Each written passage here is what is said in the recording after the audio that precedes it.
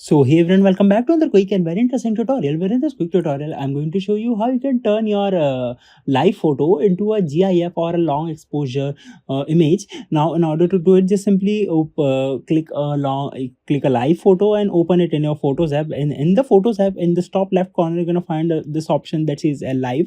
Just simply tap over there, and here either you can select the loop to enable some GIF some GIF like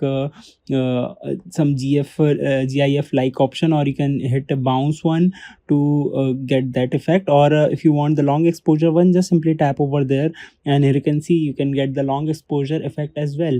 So you can bounce back in these multiple options that iOS provide you to get the multiple functionality. Here you can see it's now converted to something like GIF or anything. So by this method you can easily do that. Alright, so that's it for this tutorial. I hope this video will be helpful for you. Make sure to hit the like button and subscribe button for more such helpful and interesting tutorials. See you in the next one. Take care.